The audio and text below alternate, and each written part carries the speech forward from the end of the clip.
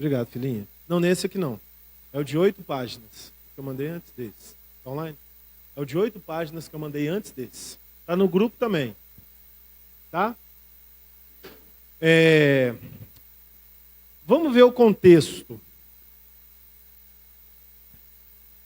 Está na transmissão, você que está acompanhando aí vai acompanhar depois, Deus te abençoe. Pessoal, o volume da transmissão tinha ficado baixo das outras aulas. Pode jogar para cima. Então vamos lá. O primeiro século, ele foi desenvolvido dentro de um contexto de mundo. Obrigado, minha filha. O mundo que surgiu a igreja. Então foram os primeiros 30 anos. Morte, ressurreição, ascensão de Jesus. Nós estamos nesse período. Jesus morreu, ressuscitou, teve a sua ascensão. Não, nós vamos... Esse período apostólico está aqui até mais ou menos o ano 70, depois da morte de Cristo. Então, o contexto desse mundo pós-ressurreição de Jesus. Esse é o lugar na história que a gente está. Como era o mundo? E os porquês desse mundo ser assim? Vocês estão comigo? Como era o mundo e os porquês desse mundo ser assim? Então, vamos lá. Vai conseguir colocar aí, Alisson? Então, antes dele colocá-lo, eu vou lendo aqui. O contexto do mundo em que a igreja surgiu. O cristianismo não surgiu em um vácuo. O que é um vácuo, gente? É um espaço vazio. O cristianismo surgiu dentro de um mundo com pressupostos para ser da forma que ele era. E esses pressupostos, eles contribuíram para a construção da fé cristã e, consequentemente, da Igreja de Jesus. O cristianismo não surgiu em um vácuo, e sim em um contexto histórico e social específico. Então, histórico e social. Grava isso. O que é o contexto social? É o contexto do dia a dia. E ele é precedido por um contexto histórico. O nosso contexto do dia a dia hoje, ele compreende realidades que, no contexto de 40 anos atrás, eram simplesmente incompreensíveis. E hoje são realidades aceitáveis. Há 30 anos atrás, era inconcebível uma filha, Luiz, não pode. Uma filha levar o namorado para dormir dentro de casa. Era inconcebível, socialmente falando. Hoje em dia é normal. Socialmente falando, não é? E tem muitos pais que falam, não, eu até prefiro que traga aqui para casa do que vai para o motel. Mas há 40 anos atrás isso era a morte de um pai. Hoje não. Entende? Então, mas por que isso ficou assim? Porque as coisas foram acontecendo para que se tornasse assim. É só um exemplo que eu estou pegando aqui. Então, é importante conhecer o ambiente em que surgiu o cristianismo. Você conhece o ambiente que surgiu o cristianismo? Não, senão você não estava aqui nessa aula, né? Conhece o ambiente, a gente sabe, tem notícia. Mas hoje a gente vai conhecer um pouco melhor. É a nossa proposta. Esse ambiente influenciou a igreja. E também foi eventualmente influenciado por ela. Esse ambiente era definido por 3 grandes culturas e civilizações. Agora eu vou precisar aqui, do negócio aqui na tela.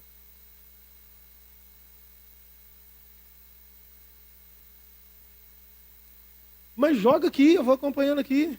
Tenta não, pô, joga aqui. Joga aqui, joga aquele do Word. Aí você vai rolando para cima aí.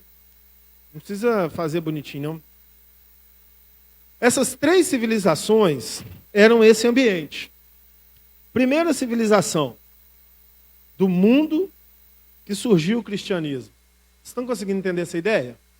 O cristianismo está surgindo. Ao redor dele tem um monte de coisa acontecendo. Que estão influenciando o pensamento. Que estão influenciando os acontecimentos. e que influenciaram a sequência disso. Então, essa primeira civilização eram os gregos. No 4º século antes de Cristo, Alexandre o Grande, que viveu dos anos 356 antes de Cristo, nós estamos voltando 300 anos antes de Cristo para entender o mundo de Cristo. Joia? Eu não voltei 30 anos para você entender a realidade de hoje. Ok? Então nós estamos voltando 356 anos. Quando nasce Alexandre o Grande. Famosíssimo, né? Alexandre o Grande. Conquistador grego. Influenciador dos espartanos. E por aí vai. Ele viveu de 356 a 323 antes de Cristo. Ele morreu com 33 anos. Ele conquistou um vasto império que ia desde os Balcãs, era uma região, até as Índias. Essas conquistas promoveram uma ampla difusão da língua e culturas gregas. Essa difusão da língua e da cultura grega se chama helenização. Vocês já ouviram falar disso aí? Os helenistas. A cultura grega que foi difundido por todo o império conquistado por Alexandre. Coloca aí o mapa para mim. Império Alexandrino.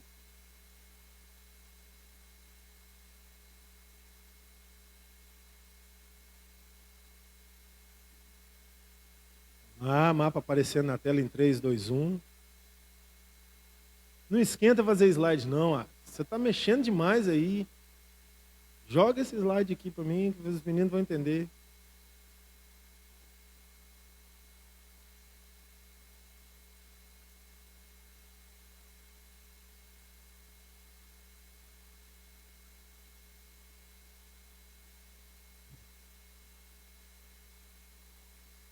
Então, quando o mapa aparecer aqui, nós vamos entender que todo esse mundo, ele foi influenciado por essa cultura, a cultura grega. O que era a cultura grega?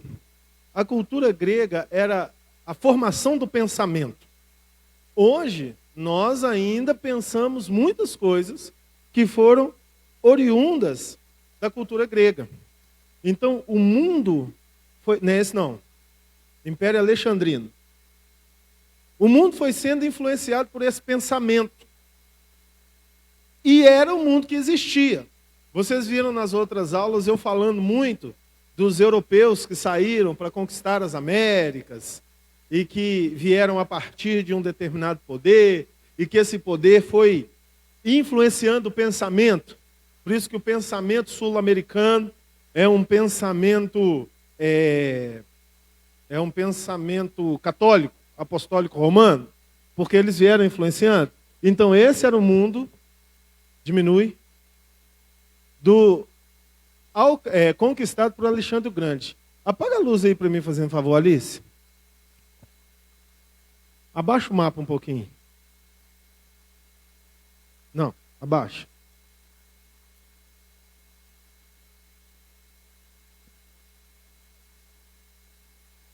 Deixa eu ver aqui, peraí. Falhou? Olha só. Não, diminui, põe do jeito que você tinha colocado, Alice.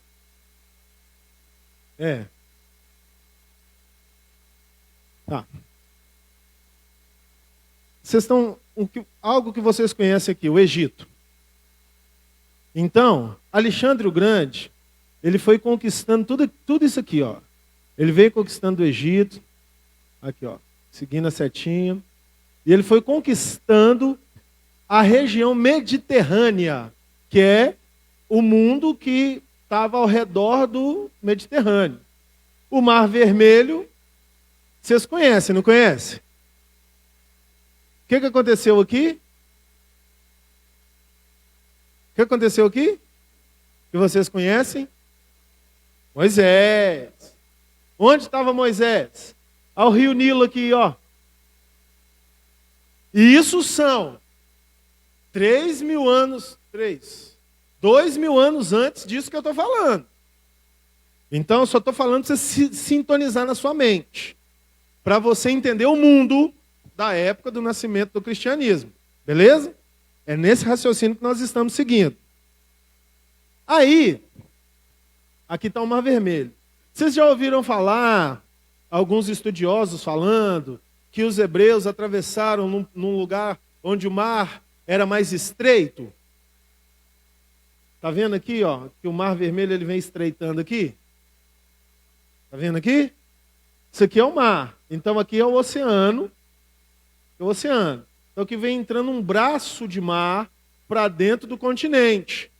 O Egito estava aqui, os israelitas saíram e atravessaram aqui. Só que esse braço aqui, ele é 10 vezes, não, 10, ao menos. Ele é 5 vezes o tamanho do canal de Vitória ali quando você pega ali da prainha para a entrada de Vitória ali, mais ou menos. É fácil atravessar aquilo ali? Multiplica aquilo ali por 5 em largura.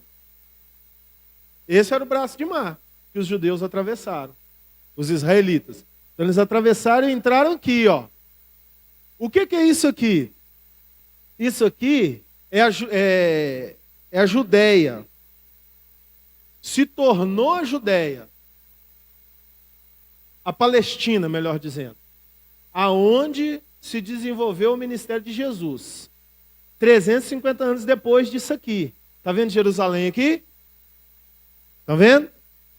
Então, Jerusalém já estava aqui na conquista de Alexandre o Grande. Então ele conquistou isso aqui, era tudo o império de Alexandre o Grande. Então esse mundo, ele foi todo influenciado pela cultura grega.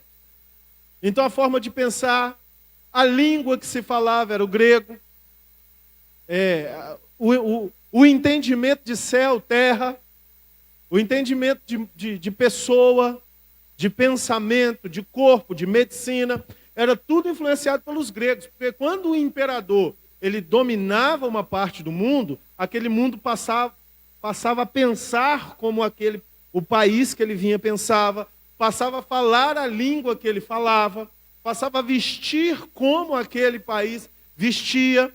Então esse era o mundo de Alexandre o Grande. E aí aqui tem a Pérsia. O que tinha na Pérsia? Babilônia. A gente lê lá nos escritos bíblicos da Babilônia, que conquistou Jerusalém, não foi? A Babilônia, na época do cativeiro babilônico, que Israel ficou 70 anos na Babilônia.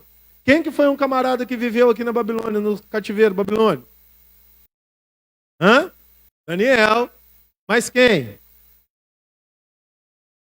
Sadraque, Mesaque, Abednego. Então a Babilônia mandava bem nessa época. Mas depois a Babilônia foi conquistada pela Pérsia. Quem que estava na Pérsia? O rei Artaxerxes. Quem que é a personagem bíblica que aparece na Pérsia? Esté. Isso aí. Aí a Média veio e conquistou a Pérsia. Quem que é o camarada que aparece na Bíblia da Média? Ciro, eu te chamo pelo teu nome. E ainda que não conheça o teu sobrenome, digo, tu és meu, te darei os tesouros escondidos. Não é? E aí esse Ciro, está lá em Isaías 45, ele manda libertar os judeus do cativeiro babilônico e reconstrói Jerusalém. Quem foi o camarada que viveu na Média também? Que foi lá para Jerusalém reconstruir as muralhas? Neemias. Ok? Mas aí depois isso aqui tudo caiu na mão de Alexandre o Grande. Então a Grécia começou a dominar esse mundo. Bom, essas conquistas promoveram uma ampla difusão da língua, da cultura grega, a helenização. E toda a região oriental do mar Mediterrâneo, olha o mar Mediterrâneo aqui, ó. Vendo? Olha a região oriental do mar Mediterrâneo aqui. Aqui, ó. É norte, sul, leste, oeste. Então, toda a região oriental do mar Mediterrâneo, no Oriente Médio do Egito, foi influenciada pela cultura grega. E quando Alexandre o Grande morreu com 33 anos, o seu império foi dividido entre 2 dos seus generais. Gente, eu precisava do slide aqui na tela. Isso. Aqui, ó. Pode subir aqui, ó. Dá um zoom. Então tá, então eu vou lendo aqui. O seu império foi dividido entre 2 dos seus generais. Mas isso está em PDF. Está em PowerPoint, eu mandei tudo no grupo. Tá bom. Seu império foi dividido entre 2 dos seus generais, 2 dos quais ficaram com as terras bíblicas. A Síria coube a Seleuço, e seus descendentes, os Seleucidas, e o Egito a Ptolomeu.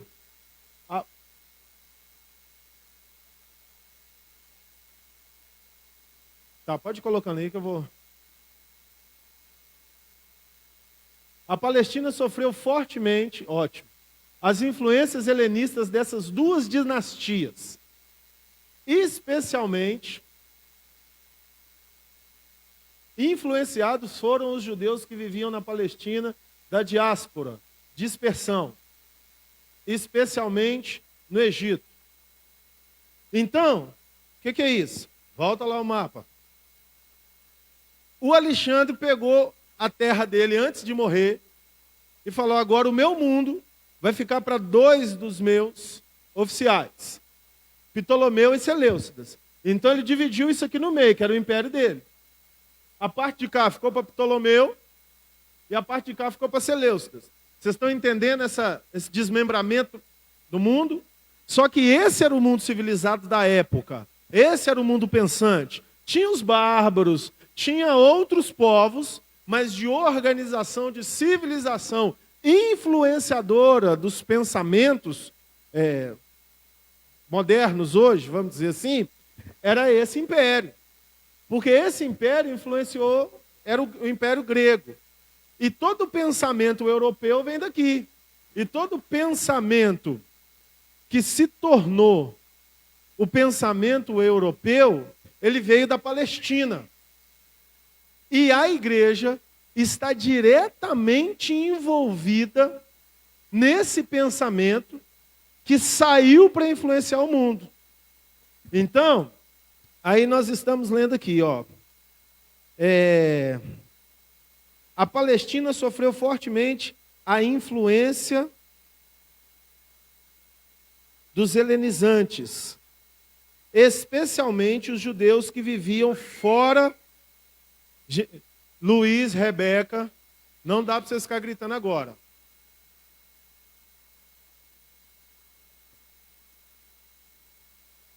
Essas 2 dinastias influenciaram esses pensamentos. E esses judeus, eles estavam vivendo nessa região aqui, ó, na região do Egito. Essa região aqui, ela estava cheia de judeu para todo lado.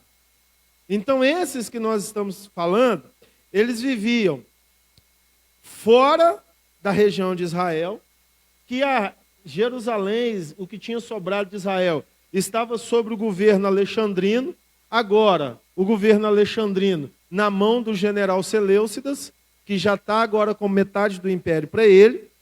Então, eles estão sendo influenciados por esse pensamento.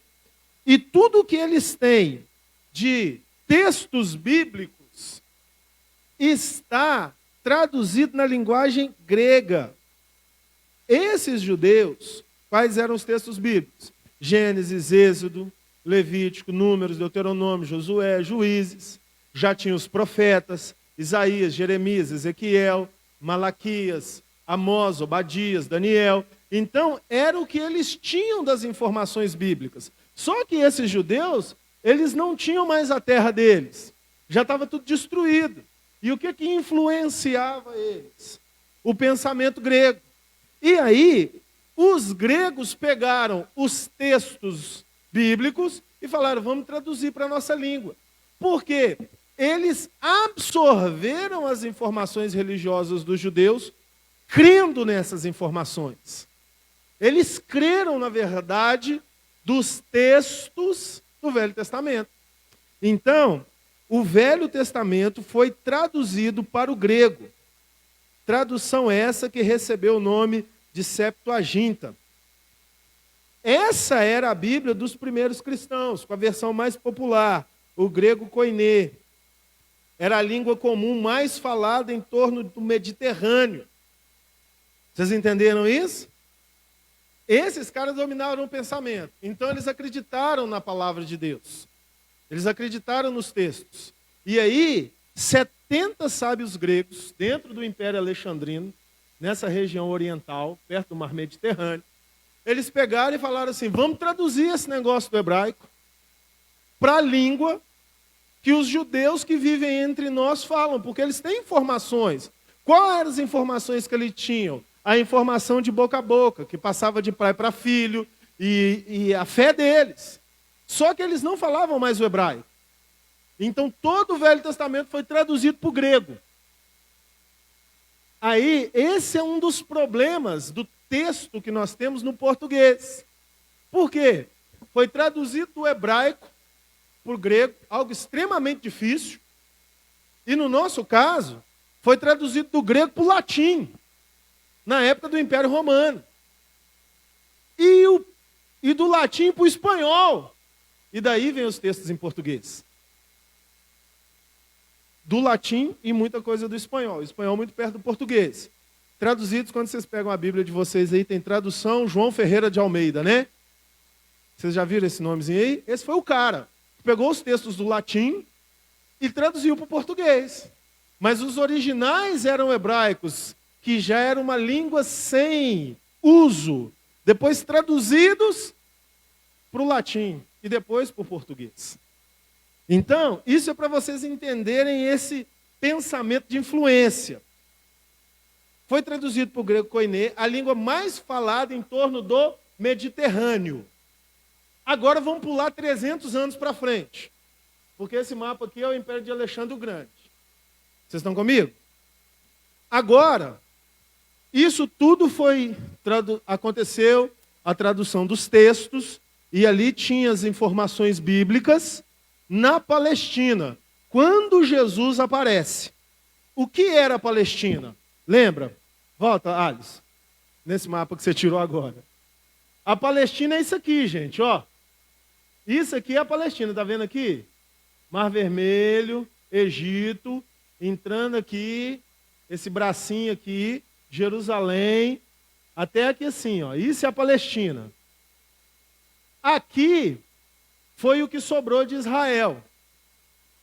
Israel um dia foi toda essa região, mas era o que tinha aqui em Jerusalém. Então, o pensamento grego influenciava o mundo todo e a Bíblia foi traduzida. Aí Jesus aparece. Aonde? Nesse pedacinho de mundo. Coloca o mapa da Palestina agora.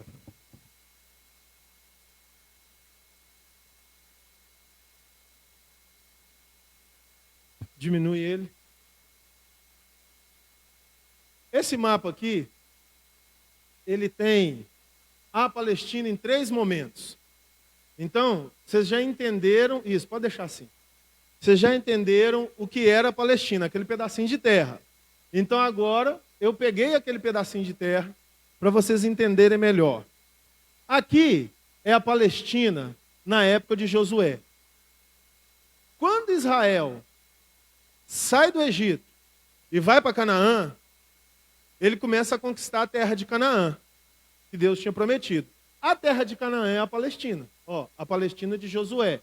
É o primeiro mapa. Mapa comparativo dos tempos. Josué, Jesus e hoje. Então essa é a Palestina que Josué conquistou. Aqui estão as 12 tribos. Consegue dar o zoom para mim? Aqui estão as 12 tribos de Israel. Aqui, ó. Efraim, Gade, Ruben, Manassés, Naftali, Asser, Simeão. Aqui do lado os moabitas. Quem que era moabita? Ruth. Lembra da história de Ruth? Ruth era moabita.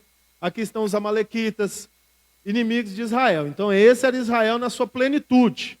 Aí Israel foi dividido.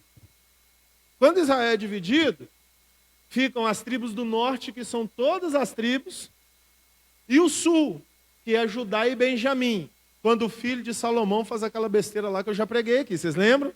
Estão sintonizados? Que bom. Então, Israel é reduzido a isso aqui, ó. Benjamim e Judá. Lembram lá naquele pontinho que eu mostrei para vocês a Jerusalém? Foi tudo que sobrou de Israel. Então, essa é a Palestina. E a Palestina, ela acabou. A Palestina, que é Canaã, ela acabou. Então, quando Jesus aparece no cenário, é essa Palestina aqui, ó. Aqui que Jesus nasceu. Jesus nasceu aonde? Galileia. Por isso que ele é chamado de Galileu. Jesus. Já ouviram a música, Fernandinho? Por quê? Ele nasceu aqui, ó, em Nazaré. A cidade de Nazaré está aqui. É porque está meio ruim a resolução ali. Não está dando para ver. Mas aqui, ó. Aí, Alex. Aqui, ó. Aqui nasceu meu amado. Aqui nasceu o amor da minha vida. Aqui veio o céu para a terra. Nazaré, Nazareno. É forte, né, gente? Diminui. Então, essa é a Galileia. Aqui, ó, tá vendo aqui? É o Lago de Genezaré. Lembra o Lago de Genezaré? Chamado, aqui, ó. Chamado também de Lago de Tiberíades. O que aconteceu aqui? Jesus vem andando sobre as águas. O que aconteceu aqui? Jesus mandou os discípulos jogarem a rede para o lado direito do barco. Mestre, trabalhamos a noite. Tudo aconteceu aqui, ó. Por que é chamado de Mar da Galileia? Porque ele é um lago de 12 quilômetros de largura, 12 quilômetros daqui a aqui, e 22 quilômetros daqui a aqui. Então, por isso que ele é chamado mar. Então, Jesus estava na montanha aqui, os discípulos aqui no meio. Aí, Jesus desceu da montanha e veio andando sobre as águas. Ok? Estão sintonizados? Pode diminuir. Joga para o outro. Joga para frente. Então, essa é a Palestina que Jesus apareceu. O que tinha nessa Palestina? Os textos do Velho Testamento, tudo em grego. Ok? Porque era o pensamento, era a língua. Então, o que se tinha da revelação da religião judaica na época de Jesus eram os textos gregos, traduzidos por quem? Pelos 70, Septuaginta.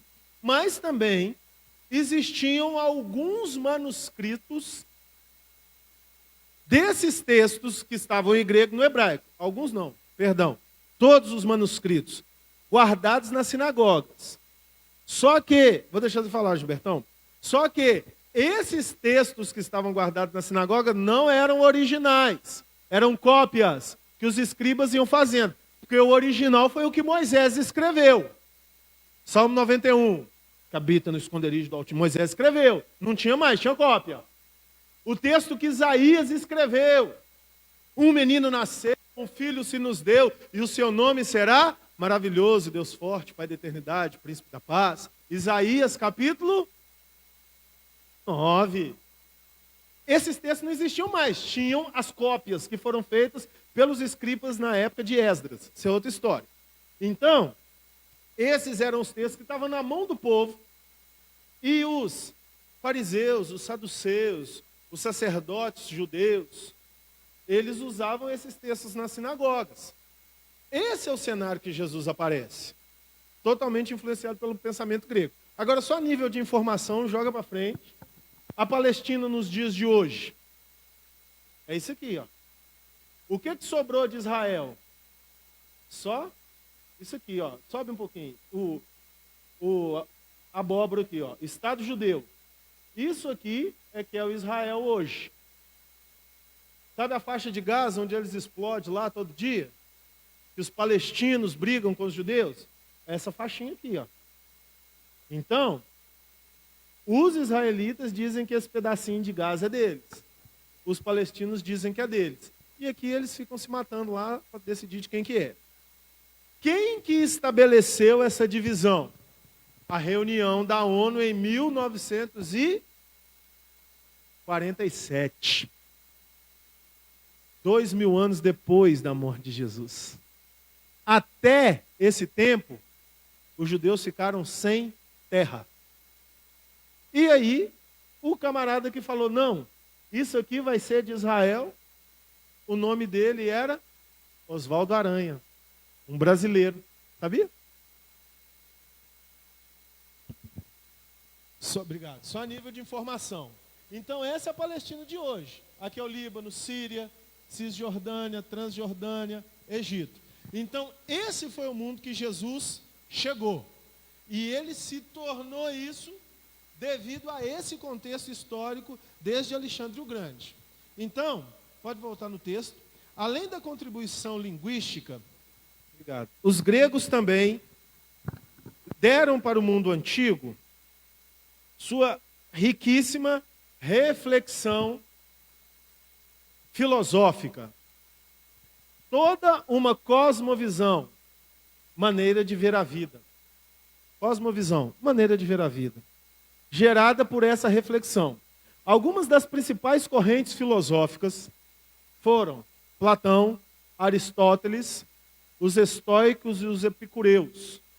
Então, isso são povos gregos que vêm dessa cultura do Império de Alexandre o Grande. Nós já estamos agora na Palestina na época de Jesus. Vários conceitos dessas escolas eram bastante difundidos quando surgiu o cristianismo. Então, esse jeito de pensar, esse jeito de ver o mundo que nós temos hoje, que ele existia na época de Jesus e que os judeus viam dessa forma, devido às suas realidades da história bíblica, esse pensamento foi sendo abraçado pela filosofia grega, que pegou os textos da palavra de Deus, que era tudo que os judeus tinham e só eles tinham isso, e traduziu para o grego. A partir que isso cai para o grego, outras pessoas do mundo helenista, que mundo é o mundo helenista? O mundo de Alexandre o Grande, que eu mostrei para vocês no primeiro mapa. Então, gente desse mundo todo começa a aceitar as verdades do Evangelho. Aí, algumas ideias da maneira de ver o mundo dessa época. O contraste entre a verdadeira realidade, o mundo das ideias e as coisas espirituais. O mundo material das sombras ou um pálido reflexo das realidades eternas. Outro conceito muito difundido era o de que, assim como o corpo tem uma alma, também o mundo é governado e mantido coeso por uma alma racional. O Logos, pode subir, do qual cada alma humana é uma centelha.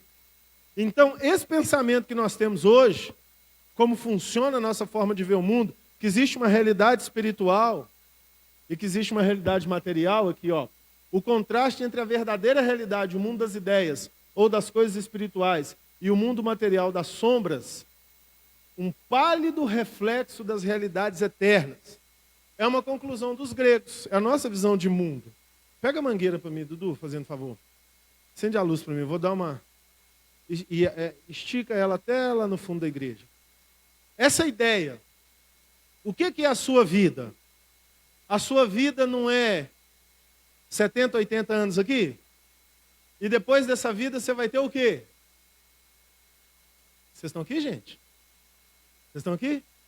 Sua vida aqui não é 70, 80 anos? Depois de sua vida você vai ter o quê? Eternidade. Isso é um conceito grego. Esse é o pensamento. Pode esticar assim na diagonal, assim, para o pessoal ver. Aí,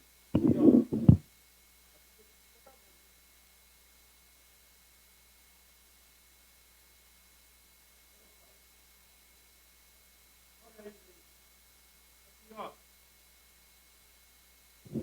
Estica mais, desenrola mais. Esse aqui é o conceito. Tá vendo o biquinho preto aqui? Tá vendo? Essa é a sua vida. Essa é a realidade física. 70, 80 anos. Ok? Depois que você morre, é do bico. Essa é a eternidade. E essa mangueira não tem fim. O Edu ali é o fim só por efeito de ilustração. Mas esse conceito é o conceito do pensamento da vida espiritual.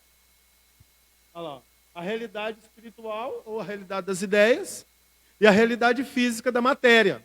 Não é assim que se pauta o cristianismo, gente? É ou não é? Conceito de céu e inferno, conceito de santidade e pecado, conceito de vida na presença de Deus, de influência do eterno. Na nossa vida, muitos exemplos que eu dou é que os processos que você vive na sua vida, você só vai entender depois que eles passarem.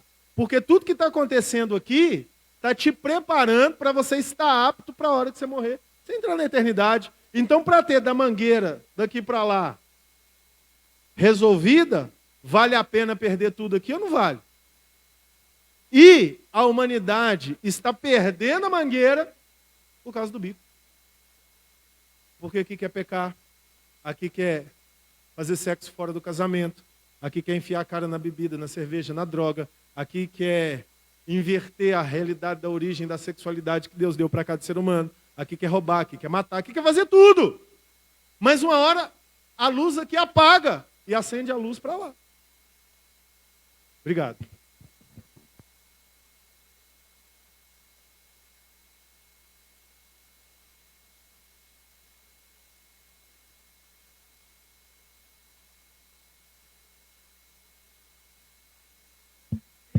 É isso que eu quero fortalecer o conceito com vocês. Esse pensamento é do mundo alexandrino, que é o mundo grego, helenista, que colocou esses pensamentos, essas filosofias e abraçaram as realidades bíblicas. Aí dentro das realidades bíblicas, nós temos alguns textos que nos refletem essa verdade. Eu vou ter que partir essa aula em duas. Porque meu tempo já está acabando ali. Amém? Eu achei que ia dar tempo. Nem deixei o Gilberto perguntar, tadinho.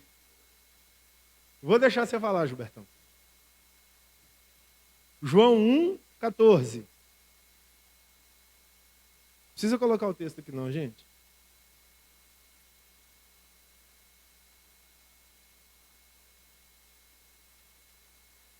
E o Verbo se fez carne e habitou entre nós. E nós complementamos a sua glória com a glória do unigênito do Pai. Ó, o Verbo, Jesus, que está no espiritual, ele se fez carne e habitou entre nós. Então ele saiu da mangueira e entrou no bico. Vocês conseguem entender?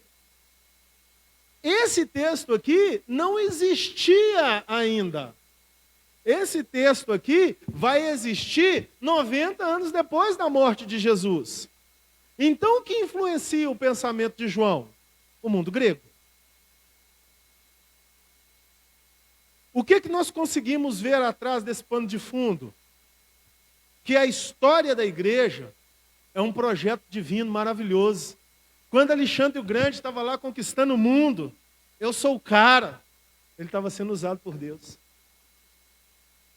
para propagar a força de Jesus Cristo através das realidades humanas. Então, Jesus nasce lá em Nazaré, influencia ali naquela região. Volta o mapa para mim de novo, fazendo favor.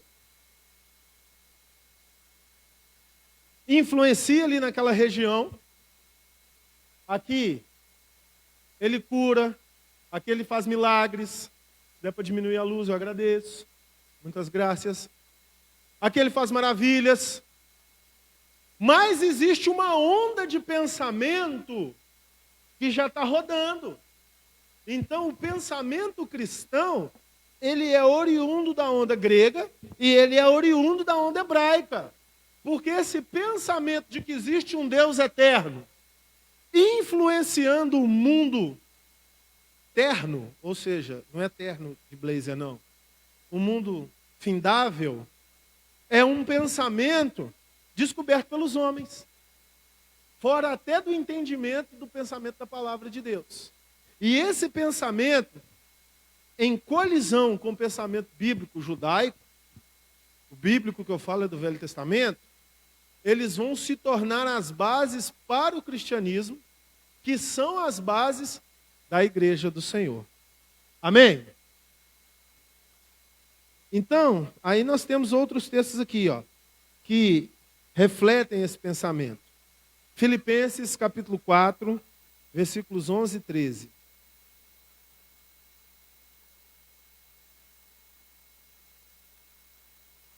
Se alguém achar aí, nesse escurinho, antes de mim. 4, 11 a 13. Pode ler.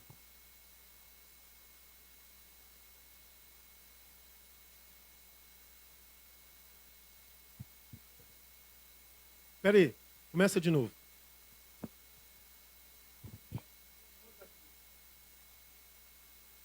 Não digo isso como por necessidade, porque já aprendi a contentar-me com o que tenho. Sei estar abatido e sei também ter abundância.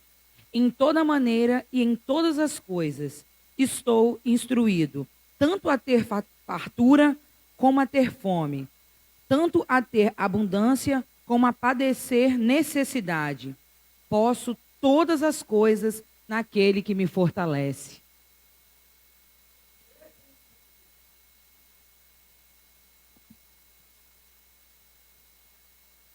Vocês conseguem entender o pensamento da eternidade influenciando a vida na Terra? Através desse texto bíblico? Amém ou não amém? Esse texto foi escrito por quem? Por quem? Paulo, que nasceu na Palestina, na época de Jesus. Paulo devia ser mais ou menos contemporâneo ali de Jesus, talvez 15 ou 20 anos mais novo que Jesus. Então, quando Jesus estava com 33, ele estava com 17, 18, alguma coisa assim. Então, quando Paulo escreve isso, lá 30, 40, 60 anos depois da morte de Jesus, foi quando mais ou menos ele escreveu a carta aos Filipenses, ele é um resultado desse pensamento. Então, é isso que eu quero que você possa entender nessa aula. A igreja apostólica, ou seja, a igreja do primeiro século, que não acabou ali, e quando eu falo igreja apostólica, eu não estou falando do chamado vocacional que Paulo ensinou para a igreja. Eu estou falando do período cronológico, mais ou menos 100 anos depois da morte de Jesus. Então, existia um mundo que estava acontecendo, e os gregos contribuíram para esse mundo. Gilberto, faça a pergunta.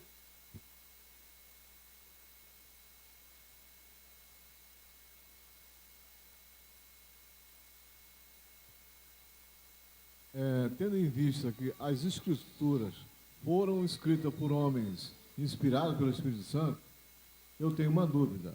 Os tradutores também, quando traduziam, estavam inspirados pelo Espírito Santo? Bom, a essência está na origem. E as traduções, elas não perderam a essência original. Por quê? Os tradutores, que foram esses 70 gregos, que traduziram os primeiros textos, ao longo da história, esses textos, com o avanço tecnológico, esses textos foram sendo reafirmados. Então, as informações hebraicas que não se tinham, a arqueologia, a história, ajudou muito para se confirmar que o que nós temos hoje, nas línguas que nós temos, realmente era o que estava escrito nos originais hebraicos. Entendeu? Ou seja, confirma as traduções. Confirma. Okay. Confirma, sim, as traduções. E tem um fato muito interessante, que é a vila de Qumran. Mas isso eu vou deixar falar na outra aula, porque não vai dar tempo de falar agora. Mas, tá vendo como tem que vir em todas as aulas, pessoal? Amém? Tá dando para aprender, glória a Deus? Você não pode perder a aula. Você tem que focar. Tem que ler aí o negócio, o estudo que eu mando. Eu estou fazendo todo o esforço que eu posso. Eu estou quase emagrecendo para dar tudo para você aí. Para que você tenha o conteúdo. Mas se você não se esforça um pouquinho. Bom, depois, aí eu vou terminar aqui, vou colocar um mapa aqui, Império Romano. E aí, na próxima aula, nós vamos falar mais dele. Depois da contribuição dos gregos que foi uma contribuição intelectual, veio a contribuição romana. Contribuição para quê, gente? Para o desenvolvimento da igreja para ter alcançado o mundo. Então, os princípios do cristianismo, eles foram untados pela cultura, sabedoria grega. Claro que a cultura e a sabedoria grega, dada por Deus, tem muita coisa errada nas filosofias gregas. Mas a contribuição da inteligência, a contribuição da literatura, a contribuição da conexão mundial através de um pensamento, se deve muito à interferência grega na história, através de quê? Do Império Alexandrino. Ok?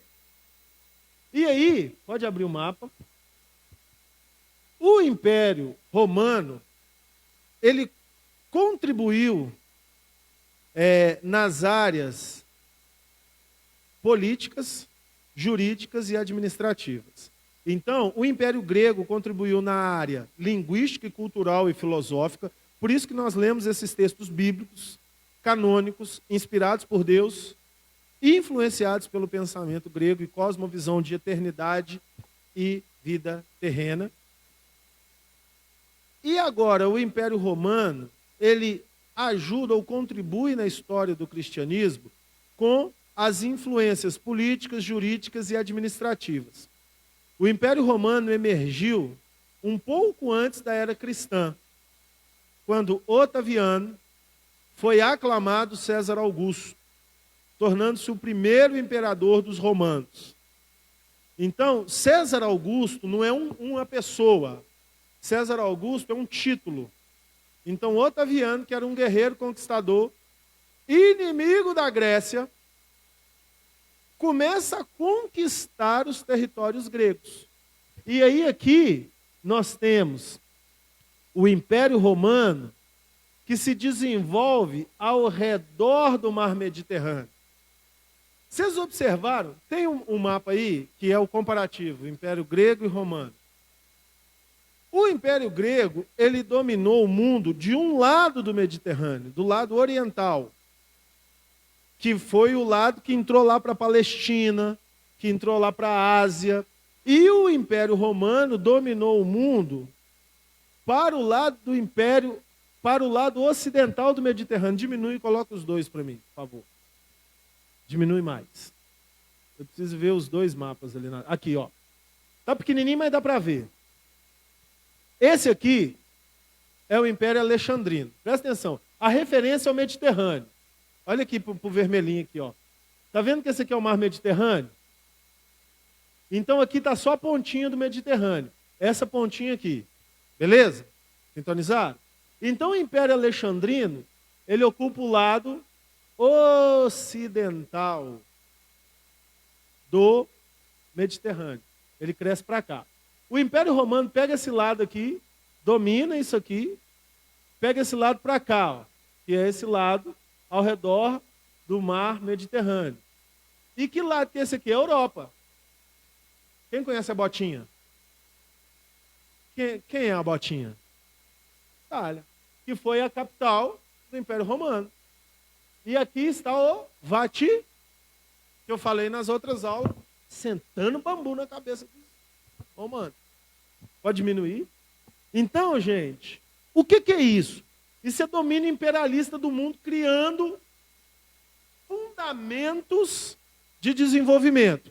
Primeiro fundamento dos gregos, fundamento linguístico, cultural e filosófico.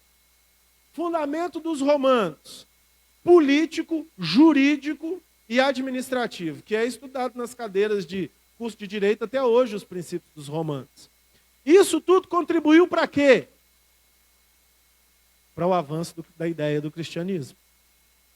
Que pegou a ideia grega e pegou a ideia romana. Ok? Então vamos parar por aqui hoje, 6h26.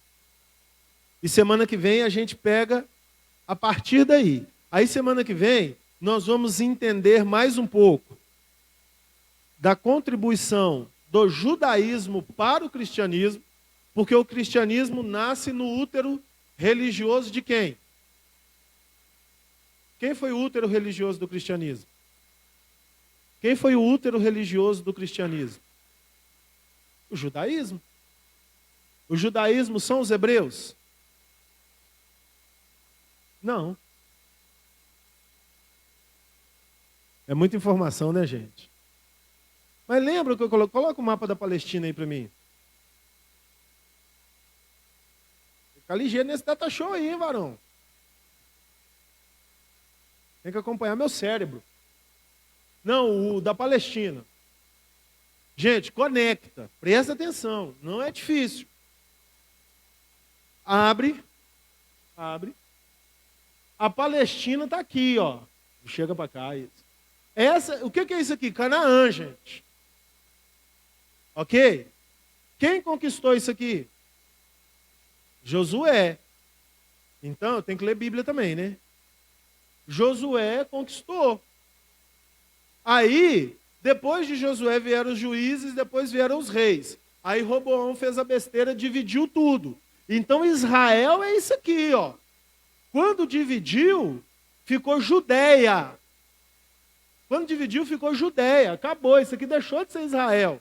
Isso virou Samaria, isso virou outras situações. Claro que estava cheio de israelitas aqui. Então a cultura, mas muito corrompida, da essência de Deus para o seu povo, Abraão, Isaac e Jacó, estava corrompida. E os presságios de Deus estavam preservados aonde? Aqui, ó, em Jerusalém. Ok? Aí Jesus aparece no cenário. Quando Jesus aparece no cenário? 363 anos depois do início da nossa aula. Por isso que eu peguei Alexandre o Grande. Por isso que eu falei para vocês sobre as conquistas dos impérios. A Babilônia conquistou Israel, a Média conquistou a Babilônia, a Pérsia conquistou a Média e Alexandre o Grande conquistou todo mundo, engoliu. Então isso já é Deus se movendo. E aí aqui, ó, está a Palestina. E aí aqui não é Israel. Os princípios de Israel estão aqui, ó, Jerusalém, onde tinha um templo, onde Jesus chegou e desceu o chicote nos cambistas. Então, os judeus é o que sobrou. E aí, o Império Romano, quando veio e engoliu tudo, o Império Alexandrino, e expandiu para o mundo afora, ele construiu rotas marítimas, ele construiu estradas, ele desmembrou muitas coisas que eram... bom, nós vamos ver na próxima aula, não vou entrar aqui agora porque eu não tenho tempo para isso. Mas então, o evangelho se expande a partir daqui. E aí, quando eu digo que o cristianismo nasce no útero judeu, porque Jesus era o quê? Vocês não respondem? É por vergonha ou por quê, gente? Jesus era o quê, gente? Isso!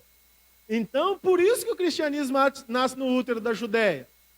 Porque Jesus era um rabino que acreditava em um só Deus. Mas o cristianismo não é o judaísmo. O cristianismo é a consequência da vida de Jesus. E a vida de Jesus vai muito além de religião. Então a igreja começa a nascer daí. Mas ela não pode desprezar o judaísmo, porque o judaísmo foi o útero dela. O cristianismo desprezar o judaísmo é a mesma coisa que a criança desprezar o útero que ela nasceu. Ele tem que considerar o útero, ele tem que valorizar. Poxa, eu saí daí. Mas eu me tornei uma coisa muito diferente do que esse útero. Lá dentro eu era o resultado de uma placenta. Eu comecei a mudar lá dentro. Criar braço, perna, cabelo. Ok? Ele nasceu, virou um corpo vivo. Independente do seu útero. Mas o seu útero teve um valor. Ok? E a partir daí, o cristianismo começa a desenvolver nesse tempo da igreja apostólica, que são os primeiros 100 anos. E tem muita coisa nessa história, nós vamos ver na aula que vem. Amém? Podemos aplaudir o Senhor? Vamos ficar de pé, vamos orar. Senhor, eu quero te agradecer por essa aula, por todo o ensinamento que o Senhor nos deu. Que essa informação ela esteja coesa no coração de cada um de nós. Em nome de Jesus, traz o seu Espírito sobre tudo que temos estudado e expande o nosso conhecimento da essência do que somos. Em nome de Jesus, amém. Para casa. Para casa. Vocês vão pegar essa aula de hoje e vão fazer um resumo para mim, para a semana que vem. Vocês vão ler e vamos falar o que vocês entenderam. Meia paginazinha. Meia paginazinha. Entendeu? Escreve meia paginazinha. O que você entendeu? Eu não quero quantidade, eu quero que você leia. Tá bom? Esse é o exercício da aula de hoje. Mas aí na próxima aula eu vou passar um trabalho para vocês fazerem, que aí vai ser um pouquinho mais trabalhoso, como já diz a palavra. Amém? Sem preguiça, gente. Nós precisamos aprender.